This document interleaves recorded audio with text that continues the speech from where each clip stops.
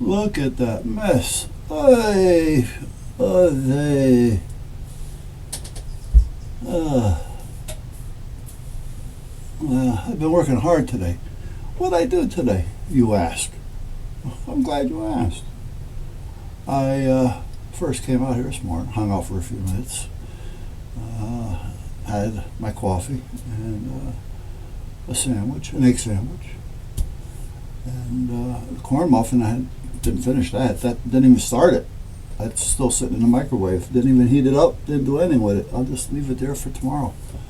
But there was a number of things. One is I wanted to put up a new light on, which not only a new one, but it's a new location for it as well, on the other side of the house in the front. It's kind of a dark location. There's a big tree there. It's a little shaded. It's a little dark, especially at night. The light that's on the side, where the air conditioner is, where the boys run back and forth in there a lot.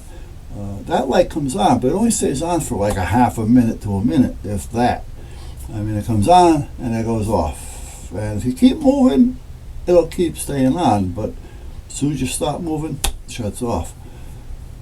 But it didn't go out into the streets too much. It was kind of refined, or not refined, but yeah, you know what I mean. Confined to one area. It gave a little bit of light out past the fence, but not a lot. So I figured I want to have another one out there, because this side of the lawn in front of the house at night is dark. I mean, dark. The street light that's on this street, I think there's two of them, and they're nowhere around here. There's one down there about 2 houses down, and there's one up that way about 2 or 3 houses up. So what happens is, with that tree, it definitely blocks out anything coming in. If you're on the front lawn, you can't see the light, the street light. And the other one is so far up, you see it, but you only see the little glow coming down onto the road. Meanwhile, it was dark. So I put another one up out there, and I put 2 of those, what the hell were they? They're 90 watts, but they're not supposedly 90 watts. But I put a couple of those up there, and we'll see what happens. I think there's something like 52 equivalent to a 90, something like that. So I got that done. What else did I do? Oh, I had to wire it, so I had to have 2 ladders over there. I had to have the 6-foot step ladder so I can put the light up on the other side of the fence in front of the house. And then on the other side of the fence, I had to put the ladder back there so I can run the wire and get it up inside, under the shingles, up to the electrical box on the other one, which is right on almost on the roof. It's so high. So I had to get the extension ladder up for that one. So I got all that done, which takes time, because you're moving ladders, you're up and down, little things here, little things there.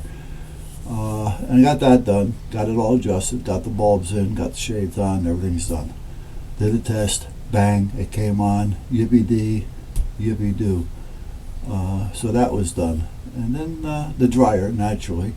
So the dryer was on the dryer and the freezer. I had taken, what the hell's going on here? Cable is screwing up. Like, North Korea's acting up now. Yeah, they're all going to act up. We got an asshole for president.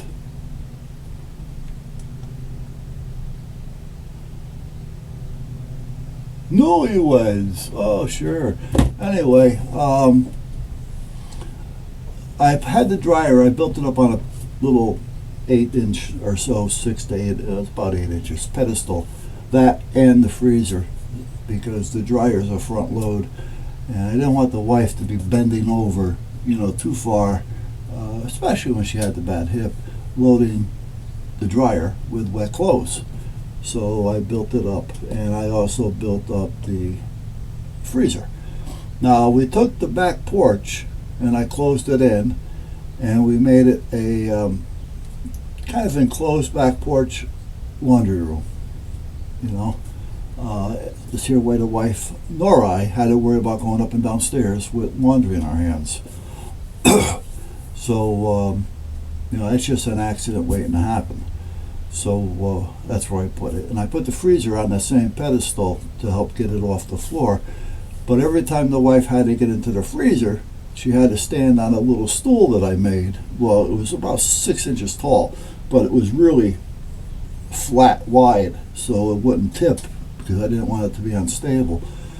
So she can get down inside towards the bottom of the freezer. So, I says, is it going to bother your back or your hip, whatever, if we just drop it all down?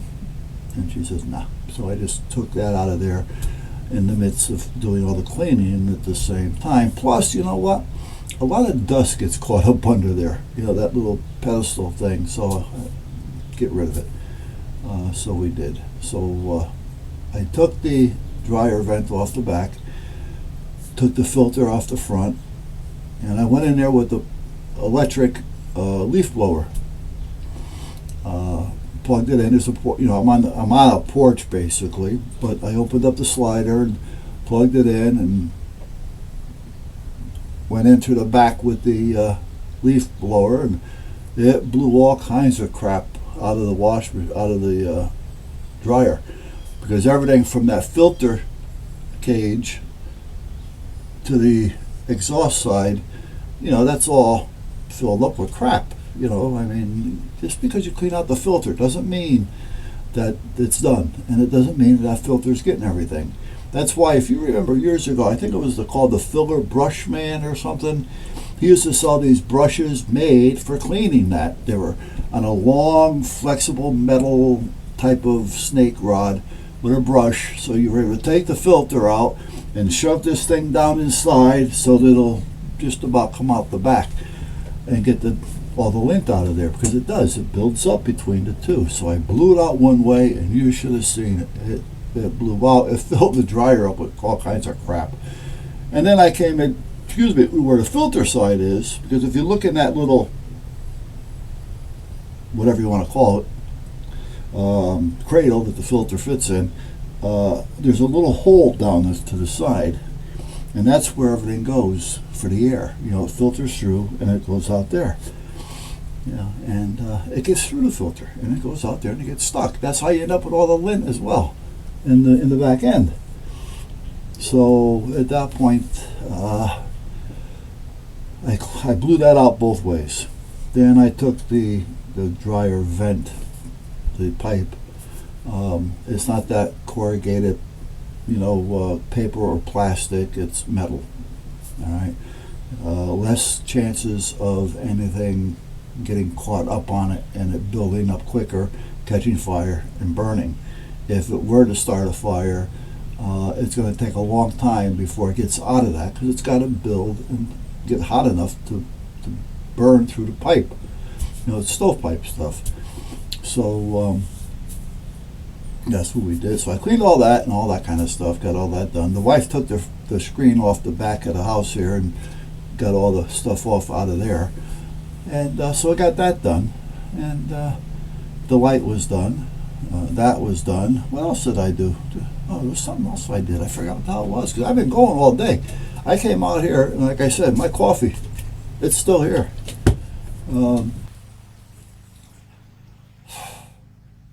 only took me about 5 minutes to do the birdhouse thing.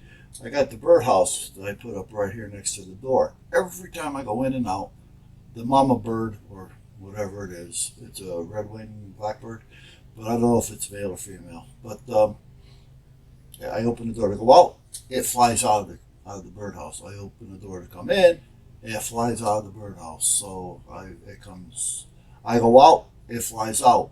I'm out for 5 minutes, it flies back in. As soon as I come back up to the door, it flies out again. It's in and out more than I am.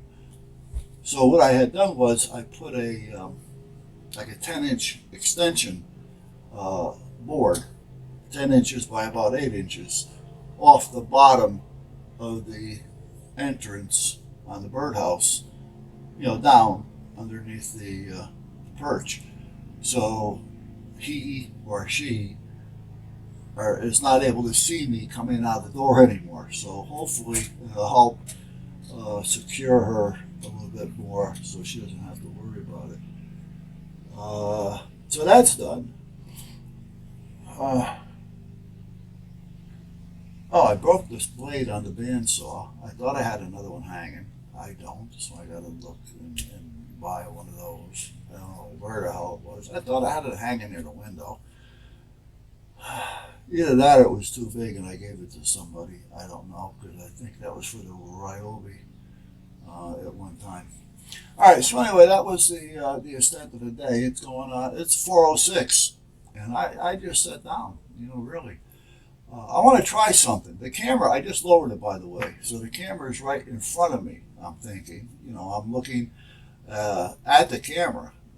Basically, you can't see it, but that's what I'm looking at. Now, if I take it and slide it up so that it would be like on top of the monitor,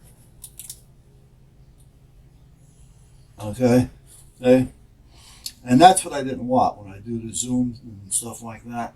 I don't want to have to be looking and you guys looking down on me or up on me. You see everybody sitting there and they got the camera down here, and what are you doing? You're looking up their nose. I'd rather have it right there so I can look onto you and I'm seeing you straight on like I'm talking to you, face to face. So now I slide that back down because I made that adjustment thing. So that's how that's working. So I want to try something with it right now. I have to do something and be perfectly still. So I got to figure out how maybe I can just rest my head. Well, that makes me look fatter. Um, you know what I need? I need a tripod to rest on. Good idea. Just so happens. If I'm gonna do what I want to do, you're not gonna see this anyway. This is actually gonna be a little too high. Yeah. Okay. Let's lower this one set. There. Whoa.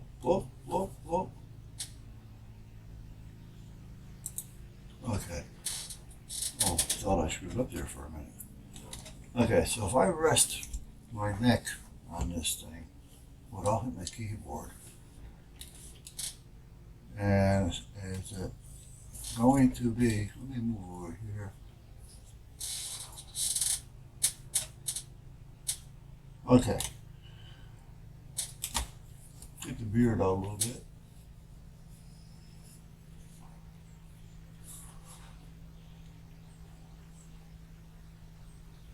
Okay. Doesn't look like I'm straight, does it?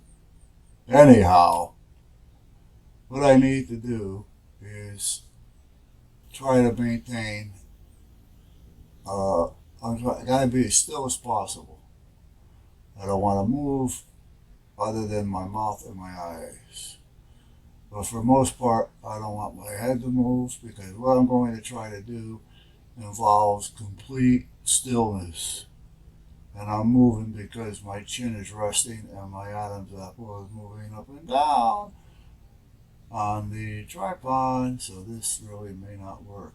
So let's try taking a little weight off it and see what happens. So meanwhile, this is what I'm trying to do, and we'll see it. If it works, you'll see what it is that I'm trying to do. If it doesn't work, well, you're not going to see it. Let me move my glasses up. I normally don't wear them up here because my eyelashes hit the lenses, and I don't like that feeling. So, and not only that, but they're a little crooked. Okay, so that's where we're at. Hello, everybody. Now we'll see what's going on, and I'll test this to see if it works or not. All right, I've been talking for 14 minutes, going on 15 minutes, 56, 58. 69,